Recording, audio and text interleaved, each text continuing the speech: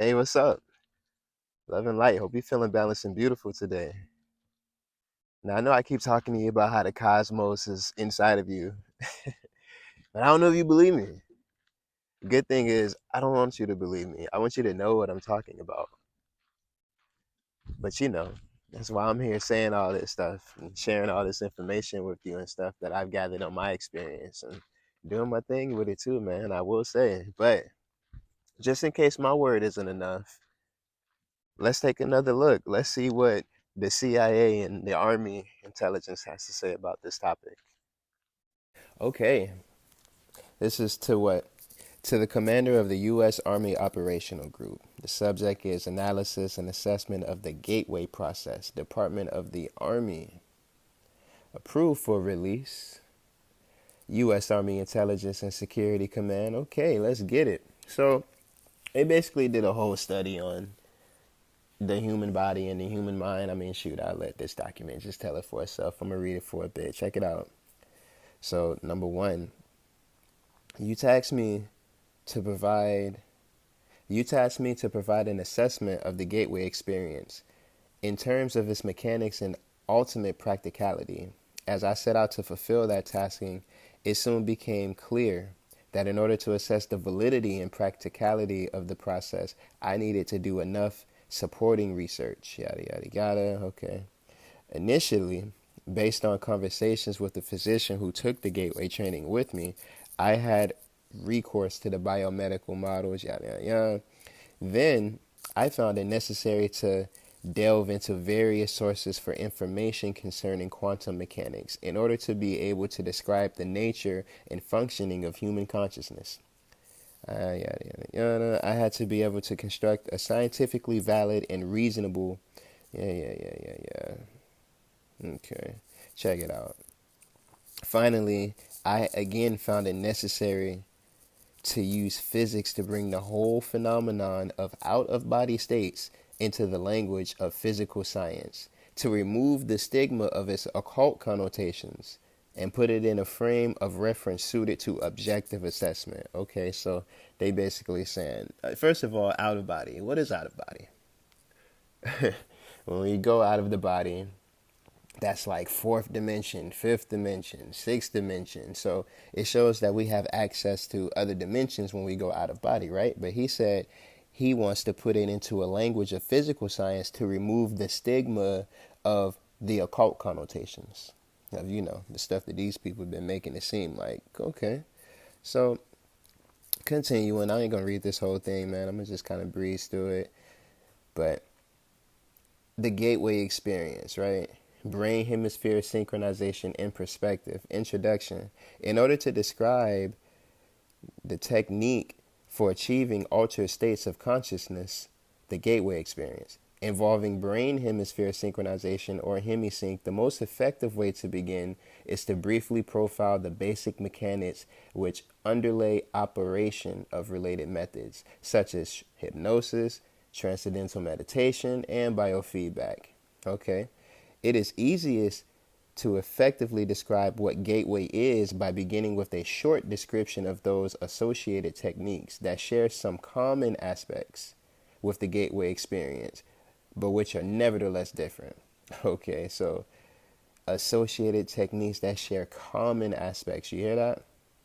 This thing bright. All right, all right. So hypnosis. I'm not gonna go into hypnosis because we shouldn't be trying to hypnotize each other.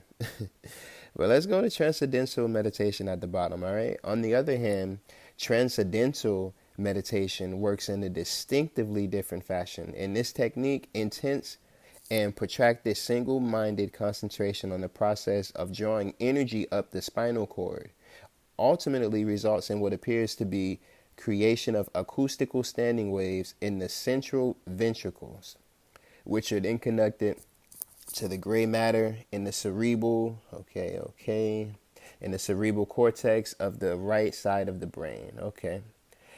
As a result, according to Bentov, these waves will stimulate and eventually polarize the cortex in such a way that it will tend uh, that it will tend to conduct a signal along the homunculus, starting from the toes and on up.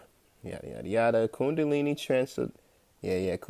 psychosis and transcendence states that the standing acoustinal waves are the result of the altered rhythm of heart sounds, which are occasioned by prolonged practice of meditation. So I'm gonna explain all this, and which set up the sympathetic vibrations in the walls of the fluid-filled cavities, which comprise the third lateral ventricles of the brain. In addition, he states the states of bliss described by those who, first of all, they're talking about Kundalini in this thing.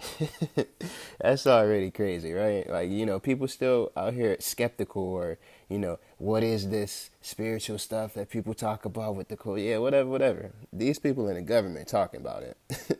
And they doing intense studies with it, right? So this dude states the state of bliss described by those whose Kundalini symptoms have completed the full loop along the hemispheres may be explained as a self-stimulation of the pleasure centers in the brain caused by the circulation of a current along the sensory cortex. He also notes that most of the described symptoms start on the left side of the body, means that it is mostly a development occurring in the right hemisphere. Okay, they just said as above, so below, if you didn't catch that. Right side to the left side. That is as above, so below. What's done in heaven will be done on earth. That's what they're talking about right here.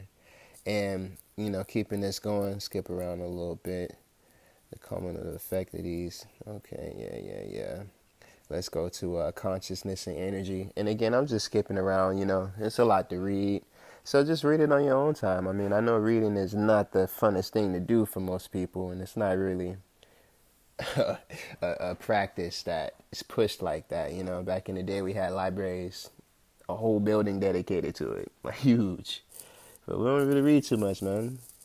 So in your free time, man, just sit down and sit with this stuff for a little bit. Check it out for yourself. But continuing along, they talking about consciousness and energy, all right? So before our explanation can proceed any further, it is essential to define the mechanism by which the human mind exercises the function known as consciousness, and to describe the way in which that consciousness operates to deduce meaning from the stimuli which it receives. So again, it's trying to deduce meaning from the stimulus that we're receiving, right? This is kind of how your body works, is what they're saying. So to do this, we will first consider the fundamental character of the material world in which we have our physical existence in order to accurately perceive the raw stuff with which our consciousness must work. You get that? So it's saying that we have this physical world out here in order to basically feel out and perceive the raw stuff that's already in our consciousness, meaning what we're telling ourselves something is, we go out in the world and find the closest thing that kind of feels like what we just described in our consciousness, our head, our mind, our body. So the first point which needs to be made is that the two terms matter and energy tend to be misleading if taken to indicate two distinctively different states of existence in the physical world that we know. Indeed, if the term matter is taken to mean solid substance as opposed to energy, which is understood to mean a force of some sort, then the use of the former is entirely misleading. Science now knows that both the electrons which spin in the energy field located around the nucleus, yada, yada, yada, they're both made up of nothing more than oscillating energy grids. Solid matter, in the strict construction of the term, simply does not exist. Again, solid matter in the strict construction of the term simply does not exist. Solid matter simply does not exist. That's hard for people to fathom. But when it goes on further, it basically explains it a little bit by saying rather atomic structure is composed of oscillating energy grids surrounded by other oscillating energy grids which orbit at extraordinarily high speeds. And this creates this illusion of something that's congealed into a solid thing, but technically everything is moving at a very, matter of fact, atoms alone, they say atoms are like 99% just space. So just keep all this in mind real quick as we close this out. We're going to go to the bottom. The point, and this is the point, you can read the whole document in your free time, but the point to be made is that the entire, and we down here by the way, The point to be made is that the entire human being, brain, consciousness, and all is like the universe which surrounds him, nothing more or less than an extraordinarily complex system of energy fields. Right? I'm going to read that again. The point to be made is that the entire human being, brain, consciousness, and all, is like the universe which surrounds him. Is like the universe that surrounds him. Being, brain, and all, right? Nothing more or less than an extraordinarily complex system of energy fields. You are complex. The so-called states of matter are actually just variances in the state of energy. That's what matter is, right? And human consciousness is a function of the interaction of energy in two opposite states in a manner described in the following way. And so what they basically just said is that we're exactly like the cosmos. You see how it's saying nothing's really solid, all this stuff. So this is what I'm talking about when I say stop with the distractions. Stop with all that, because the thing is, none of this stuff matters. It's not even real. It's not solid like that. Only thing that's giving it solidity is you giving it quantum focus. And that's what's making this stuff so solid. But since you have the cosmos inside of you, I always like to stress the fact that you have much more to be directing your energy and your attention to than what people are throwing at you every day, what the media throws at you every day, what the government throws at you every day. You know, these people who it's like they're selling you stuff. They're not really doing it for you. They're doing it for themselves. But that's just one part of the cosmos. Like, do you know how many stars there are in the cosmos, man?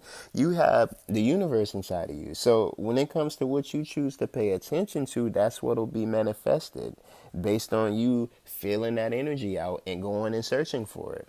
Because it's what makes you feel solid once you find it somewhere in the physical world. So what I'm saying is, once you spend your consciousness around the way you want, and you get to focus on exactly what it is that you want to connect with, which really should be your soul purpose, right? That's what fills up your world. It's really simple, and there's so many ways to go about accumulating this energy, like what they were saying with the Kundalini and what happens with that. Like, you know, people always asking me, yo, Rara, you're always so relaxed. You're always so calm. You're a cool dude. Yeah, because I practice breathing, deep meditations, and all that good stuff that is really just at your fingertips too. It's not like I'm doing something foreign. It's just, you know, people, you got to trust the process, really. And you got to really just make that connection with self, because again, all this stuff out here is to distract you from this. This is the 7 cracked seals. This is all the mystical stuff that they like to throw at you, man. Like, come on, man. Lucky number 7 is all about this. So again, just showing you that I'm not the only person on this planet talking about this, but we all have different ways of expressing this thought. And I hope one of these ways reach you, because in order to truthfully find inner peace, you have to connect with self. And connecting with self has a lot to do with these energies that we just discussed. But, you know, I'm just saying, I'm not the only one talking about this stuff. It's been proven. It's just about if you can prove it to yourself. Like, they did a whole study on this thing just to really just make sure they're not going crazy. And they're not. They're not. We've known this since seems like time immemorial, but you know, it's age of information, and we coming out with this stuff nowadays, man. We coming out with it. So, love and light. Hope you feeling balanced and beautiful. Make sure you practice some deep breathing exercises, connect with self. Make sure you drink water, connect with your soul, and stick the course, man. Stay on your soul's purpose. Don't let nothing tell you otherwise, and don't let nothing distract you from it, because that's all it is anyway. And to top it off, none of it matters. It's not real. It's not solid. It's all Hollywood. It's all a game to get their imagery in their consciousness to become solid. Find your solid ground. And that's how I'll leave it. Peace.